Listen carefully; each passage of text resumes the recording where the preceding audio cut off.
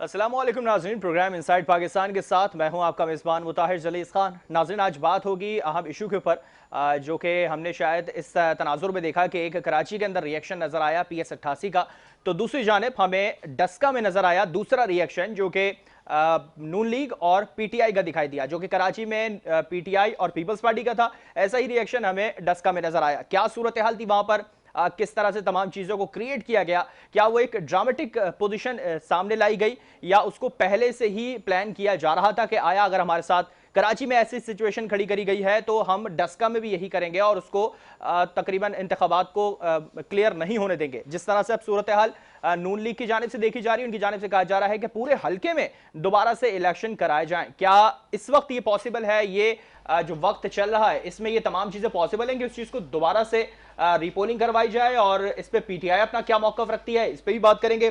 जहां पर अब तक 20 ऐसे पोलिंग स्टेशन हैं जिस पर रीपोलिंग का मुतालबा किया गया है नून लीग की जानिब से, जिस पे PTI ने भी हामी भरी है। अब देखना यह है कि पूरे हल्के में कराई जाएगी या जो रिजल्ट रोके गए हैं उनको जारी किया जाएगा। दूसरी जानिब सेनेट इलेक्शन का मामला, जहां पर हफीज शेख और गिलानी आपस में मद्दे मुकाबिल होंगे एक ही हल्के से। कौन जीतेगा, किसके हिस्से में सीट आएगी, कौन जाएगा सेनेट के अंदर बैठने, इस हवाले से काफ़ी जो बातें हैं वो गर्म हो चुकी हैं। दूसरी जानिब हलीम आदिल शेख साहब, जिनकी गिरफ्तारी तो हुई और उसके बाद वो जेल में गए, जेल में उनके साथ क्या हुआ, सांप निकला, वीडियो मंजर आम पर आई, वहां पे कैदियों ने उन पर तशद्दुद किया, क्या तमाम मामला था, किस तरह से चीज़ों को हैंडल किया जा रहा है, इस पर भी बात करेंगे। मेरे साथ स्टूडियो में गेस्ट मौजूद हैं, उन सबका तारुफ करा दें। गजाला सयाल साहबा हैं, पाकिस्तान पीपल्स पार्टी से आपका ताल्लुक है, आपको खुशामदीद कहते हैं। मेहरबानी। गजाला साहबा, सबसे पहले मैं डस्का के ऊपर बात करूंगा, डस्का इंतखाबात में जहां पर ज़मीनी इंतखाबात और जो सूरत हाल क्रिएट की गई, क्या हम देख सकते हैं उसको कराची का जो रिएक्शन है वहां में डस्का में नजर आया? देखें, बिस्मिल्लाहिर्रहमानिर्रहीम, बहुत अहम सवाल जो आजकल मीडिया पर भी और हर जगह पर ये चल रहे हैं जी। मैं ये कहूँगी कि आपने कराची की जो सूरत हाल थी वो देख रहे थे। PTI वाले इस वक्त जो बौखलाहट का शिकार हैं, उनको समझ में नहीं आ रही, वो हर्डल्स जाके डाल रहे हैं। जिस तरह यहाँ पर हलीम आदिल शेख ने जो काम किया, जो इस तरह देखिए एक इलेक्शन हो रही है, वहाँ पर आप MPA हैं और MPA को ये हमारे कानून में है, ये हमारे आइन में है कि आप जब हलफ लेते हैं तो आपको किसी भी इलेक्शन पे या तो एजेंट पे नहीं बैठना पड़ता और आपको वहाँ पर मूवमेंट भी नहीं करनी होती और आप कैंपेन भी नहीं कर सकते। तो ये उसने सारे असूल तोड़कर और जाके वहाँ पहुँचा। आपने देखा गुंडे उनके साथ थे, असला उनके साथ था और उन्होंने सारा जो सबूताड़ करने की कोशिश की। बात ये कि वहाँ पर पीपल्स पार्टी जीत रही थी। वहाँ पर हलीम आदिल शेख को PTI को मालूम था कि ये पीपल्स पार्टी की सीट है। मुर्तज़ा बलोच के बेटा वहाँ पर खड़ा है जो डेथ हो गई थी। इस पे मैं बात करूंगा, मैंने इसके लिए अलग से एक सेगमेंट रखा है, मैं इस पे बात करूंगा। मैं अभी अगर डस्का की बात करूं तो मैं वही जो हमें एक्शन नजर आया कराची में, उसका रिएक्शन था वहां पर, क्या राना सनाउल्लाह ने इस चीज को अपने ऊपर हावी कर लिया जो कराची में रिएक्शन था? राना सनाउल्लाह और ये सबको मुलविस किया जा रहा है, लेकिन जो हलीम आदिल शेख ने किया, क्या उसको इलेक्शन कमीशन ने जो पनिशमेंट दी या IG को बताया गया, उसने जो अभी देखें IG के खिलाफ जो कि हम गवर्नर ने खुद कहा है कि ये ऐसे पुलिस को इस तरह नहीं होना चाहिए। देखिए पुलिस अपना काम कर रही है, आप जो काम कर रहे हैं उनको काम। डस्का में भी देखिए सूरत हाल, डायरेक्शन दी थी IG सिंध को जी, क्या बुराद अली शाह साहब ने डायरेक्शन दी थी IG सिंध को? नहीं, कोई भी IG नहीं, मैं गवर्नर की बात कह रही हूँ कि वो कह रहे हैं कि हमने खत लिखा है कि IG को, प्राइम मिनिस्टर को गवर्नर ने कहा है कि हमने खत लिखा है कि IG को हटाएं। IG को हटाएं, वो इसीलिए कहा है ना कि डायरेक्शन दी गई है सिंध हुकूमत की जानिब से। देखिए कोई भी डायरेक्शन नहीं थी, उनका काम था। अगर आप इस तरह से असला लेकर खड़े हो जाएंगे इलेक्शन में तो कोई भी पुलिस वाला होगा आपको पकड़ेगा, जाहिर है। अच्छा, डस्का में जो हुआ है वो भी सूरत हाल देखें। वहाँ पर पीपल्स पार्टी ने यहाँ पर 3 सीटें जीती हैं। एक NA की है जो थरपारकर से हम जीते हैं, 2 एक सांगड़ की है और एक कराची में। जब आपको मालूम है कि ये पीपल्स पार्टी के वोट हैं, या वहाँ पर भी ये 2018 की तरह वो चाह रहे थे कि हमें फिर वही सीटें मिलेंगी मुफ्त में, इस तरह कभी भी नहीं होगा। अब आवाम में शऊर आ गया है और आवाम वहाँ पर नून लीग मजबूत है और नून लीग जीत रही थी, तो आप लोगों ने ये आपने देखा टीवी पर कि अजीब गरीब मंजर दिखाए जा रहे थे कि वोटरों की वो गठलियां वो लेकर जा रहे थे। वो पहले तो पेटियां सरों पर लेकर सही सही 2018 में वो लेकर जा रहे कि इस तरह के जो आप हथकंडे इस्तेमाल कर रहे हैं, तो इससे आप जमहूरी कुव्वतों को, जमहूरी निज़ाम को आप कमज़ोर करना अच्छा, चाह रहे हैं। टस्का में जो सूरत हाल हुई मैं उस पर बात करूंगा। हमारे साथ टेलीफोन लाइन में मौजूद हैं सईद आफरीदी साहब हैं, एमपी हैं, पीटीआई से उनका ताल्लुक है। सईद साहब, बहुत शुक्रिया अपने प्रोग्राम के लिए वक्त निकाला। क्या कहेंगे सूरत हाल पे जो डस्का में सामने आई हमारे पास अभी भी मौजूद है, उसकी फुटेजेस काफ़ी ज़्यादा ऐसी हैं जो कि ये बता रही हैं कि उसमें पीटीआई का भी हाथ हो सकता है, नून लीग का भी हाथ हो सकता है। ये तो अब तहकीकात के बाद सामने आएगा। पीटीआई इस पे क्या मौक़िफ़ रखती है, क्या कहेंगे इस पे? हेलो, आवाज ठीक नहीं आ रही। सही साहब, चले आपसे दोबारा रब्ता करने की कोशिश करते हैं। लाइन में कुछ डिस्टॉर्शन आ रही है, आपसे दोबारा बात करेंगे। गजर साहब, जिस तरह से मैंने इनसे सवाल करा कि किसका ज्यादा जो कमजोर नजर आया हमें फैक्टर डस्का के अंदर, क्या नून लीग का कमजोर था? राणा साहब इस पे काफी जो वावेला करते हुए नून लीग वहाँ जीत रही थी और नौशहरे में भी नून लीग जीती और उन्होंने एमपीएस और जो एनए की सीटें वो भी जीत। देखिए, इस तरह के जो ये हथकंडे इस्तेमाल कर रहे थे, ये पीटीआई का ही वतीरा है। वो जाकर वहाँ पर हल्ला गुल्ला करना चाह रहे थे कि नून लीग जीत रही है। उनको पता था कि नून लीग, आपने जब मरियम नवाज गई थी वहाँ पर जलसा करने के लिए, तो देखा आपने कितने लोग थे। तो वहाँ पर नून लीग जीत रही थी और ये बर्दाश्त नहीं कर सकते थे पीटीआई वाले। उन्होंने यहाँ भी बर्दाश्त नहीं किया कि पीपल्स पार्टी जीत रही है। वहाँ पर भी देखिए, अवाम को आप खुली जो जमहूरी कुव्वतें होती हैं, वोट डालने का हक अवाम का होता है, हमारा नहीं हक होता। जब हम एमएनएज एमपीएस बन गए, नहीं देखें, अवाम खुद डालने गया वोट और वहाँ पर नून लीग वालों की अक्सरियत है। जब वहाँ पर अक्सरियत है तो जाहिर है नून लीग वाले ही जीतेंगे। और इस तरह जिस तरह वजीर आजम जाके पहुँचा है पेशावर में, वहाँ पर जो नौशहरे में सीट हारी है, तो वो पूछने गया कि क्यों हारी, तो उन्होंने अपने लोगों में, उनमें देखिए लड़ाई झगड़े हो गए। सईद आफरीदी साहब ने हमें दोबारा ज्वाइन किया, मैं आपसे इस पर दोबारा बात करूंगा। सईद साहब, बहुत शुक्रिया प्रोग्राम के लिए वक्त निकाला आपने। क्या कहेंगे, मैं सबसे पहले डस्का पे आपसे सवाल कर लूँ तो क्या सूरत हाल रही डस्का की? नून लीग किस तरह से रिएक्शन देती हुई नजर आई पीटीआई के खिलाफ? सईद साहब को आवाज आ रही है हमारी?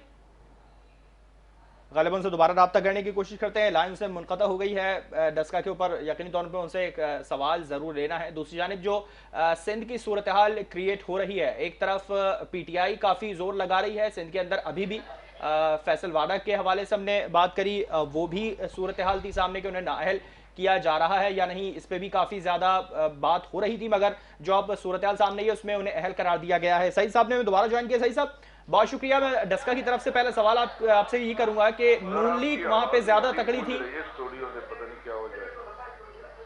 चलिए, टेक्निकल वजूहत है, दोबारा हम उसको सही करने की कोशिश करते हैं। आपसे दोबारा लाइन पे आपको लेने की करते हैं, टेक्निकल वजूहत है। गज़र साहब, सिंध की सूरत हाल में मैं बात करूं, जिस तरह से फैसल वाडा साहब जो है उनको नाअहल कराने के लिए मुस्तकिल अपीलें पीपल्स पार्टी की जानिब से दायर की जा रही, आज वो अपीलें मुस्तरद कर दी गई हैं। क्या सूरत हाल है फैसल वाडा को लेके? देखिए जी, ये जो फैसल वाडा साहब पर केस पहले भी चल रहे थे ड्यूअल सिटीजनशिप की, तो जो फैसले अगर कोर्ट फैसला करे और जो इलेक्शन कमीशन, जब हमने ये अपीलें फाइल की हैं उनके ख़िलाफ़, तो उनको सोचना चाहिए कि ड्यूअल नेशनलिटी पर एक तो आप इनको इनका टिकट जो है वो रद्द करना चाहिए। मैं तो यही कहूँगी कि इलेक्शन कमीशन को एक्शन लेना चाहिए। अगर उन्होंने किसी की नहीं सुनी, उनका बहाल किया हुआ है फॉर्म, तो आगे भी अपीलों में जा सकते हैं, कोर्ट में भी हमारे पास अभी टाइम है।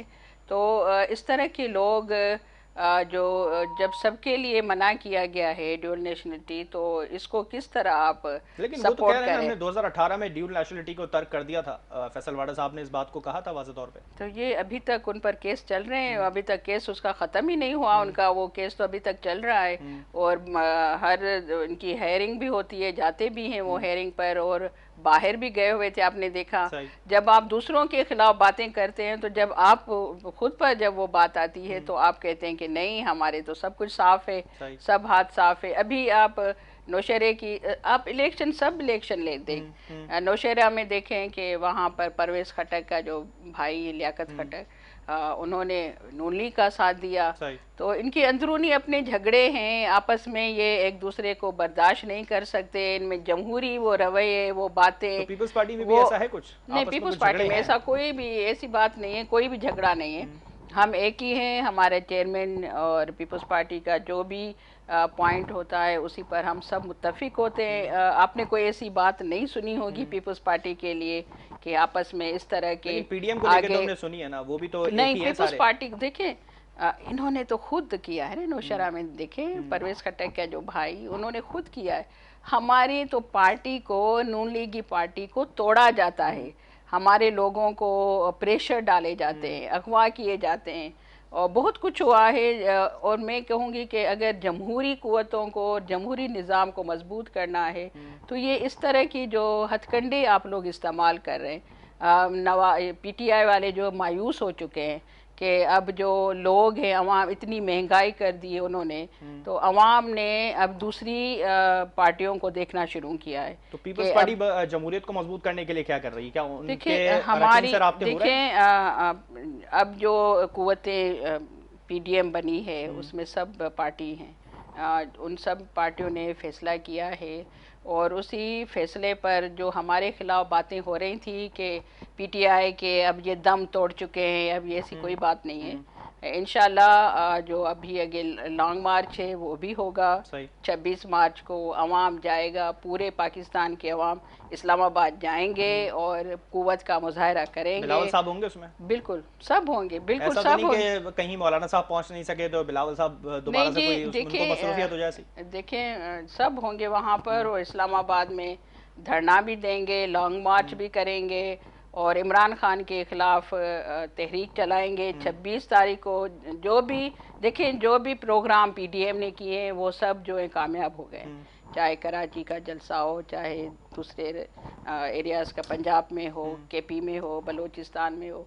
लेकिन अब जो ये लॉन्ग मार्च होगा तो मैं समझती हूँ भरपूर तरीके से तैयारियाँ शुरू हैं और इंशाल्लाह इस हुकूमत को जाके गिराएंगे। अच्छा, यूसुफ रज़ा गिलानी साहब को लेके नून लीग इस पे पहले मुत्तफिक नहीं थी, मौलाना साहब भी कहीं थोड़े से डावाडोल नजर आ रहे थे, उसके बाद फिर अचानक से ये तमाम लोग मान गए। क्या सूरत हाल रही? क्या जिस तरह से पीटीआई इल्जाम लगा रही है हॉर्स ट्रेडिंग इनमें हो रही है यहाँ पर क्या कुछ? देखिए हॉर्स ट्रेडिंग का जो ये सिलसिला है वो आप भी माशाल्लाह समझदार हैं। ये हॉर्स ट्रेडिंग का सिलसिला भी इन लोगों ने ही शुरू किया। आप कौन सी गारंटी दे सकते हैं? 2018 में आगे शुरू करा था? नहीं ये देखिए हॉर्स ट्रेडिंग जो है, ये जो लोग हैं उन्होंने शुरू की थी वो हॉर्स ट्रेडिंग तो हमें लेकिन बात ये है कि अगर आप तब्दीली लाना चाह रहे हैं आइन में या इलेक्शन में तो आप सिर्फ सेनेट की इलेक्शन क्यों, आप सारी जो इलेक्शनें हो रही हैं उन सब के लिए आप कानून साजी करें, उसके लिए असेंबली में लेजिस्लेशन करें, बिल लेकर आएँ, उस पर अपोजिशन को उन सबको बिठाकर उन पर डिस्कस करें कि अभी आइन में तरमीम हो सकती है कि चले ओपन वोट अगर होगा तो आप क्या गारंटी देंगे कि आप वोट देने जा रहे हैं, आपको कुछ नहीं ख़रीदा नहीं गया, आप जाके हैंड, तो बहुत कुछ हो सकता है। अगर गारंटी तो कोई नहीं है ना किसी की। इख्तिलाफात है पीपल्स पार्टी को इस चीज़ को लेके ओपन बैलेटिंग? देखिए हमारे चेयरमैन ने कहा कि आपने सुना होगा कि हमें तो तैयारी कह दी है कि हम तैयार हैं ओपन बैलेट के लिए भी। नहीं, उन्होंने ये कहा कि चाहे सीक्रेट हो चाहे ओपन बैलेट हम तैयार हैं। हमारे जो एमपीएज हैं, एमएनएज हैं, वो तो हम एक ही पीपल्स पार्टी ने तैयारी पूरी कर ली है। हम बिल्कुल तैयार हैं, ना सिर्फ पीपल्स पार्टी पर एमएनएस के साथ पीटीआई की भी एमएनएस के साथ बात कर ली है। पीडीएम पूरी तैयार है, पूरी पीडीएम तैयार है और इंशाल्लाह आपने यूसुफ रज़ा गिलानी की बात की तो यूसुफ रज़ा गिलानी इंशाल्लाह जीतेंगे। हमारे वोट हैं इतने जो हम यूसुफ रज़ा गिलानी वहाँ जीत कर आएंगे। अच्छा, एक सवाल और छेड़ा गया था कि उनको चेयरमैन सेनेट की शक्ल में लाया जा रहा है पीडीएम की तरफ से, इत्तेहाद बना के एक तरह से, तो क्या ऐसा सच है इसमें बात में? देखिए पहला तो हमारा सबका पीडीएम का यही स्टेप होगा कि यूसुफ रज़ा गिलानी साहब जीत कर आए। उस जीतने के बाद ज़ाहिर है चेयरमैनशिप भी, क्योंकि बहुत काबिल और बहुत ज़ैरिक सियासतदान हैं, उनको आना चाहिए और असेंबली से उनसे दूर रखा गया है। बहुत देखिए पार्टियों को किस तरह तोड़ा गया, नवाज लीग को तोड़ा गया, पीपल्स पार्टी को तोड़ा गया, मौलाना साहब की पार्टी के दौर में भी तोड़ा गया था, पीपल्स पार्टी को भी तोड़ा गया, सबको। देखिए मौलाना फजल रहमान की पार्टी को, सबको आप लेकर जाके आपने पीटीआई में सबको दाखिल करके और उसको बना के बिठा दिया कि सिलेक्टेड वजीर आजम। चलिए मौलाना साहब के ऊपर मैं सवाल करूंगा ब्रेक के बाद कि मौलाना साहब को जिस तरह से पीटीआई कह रही है कि पीडीएम में पीपल्स पार्टी और नून लीग ने बतौर विकेट कीपर उन्हें इस्तेमाल किया है, जब तक उनका काम चल रहा है उनके साथ रहेंगे, क्योंकि काफ़ी मजबूत और एक्सपीरियंस होल्डर वो शख्सियत है मौलाना साहब की। तो क्या इन लोगों ने विकेट कीपर के एज अ तौर पे उन्हें इस्तेमाल किया? इस पर एक सवाल करेंगे, ब्रेक के बाद हमारे साथ रहिएगा।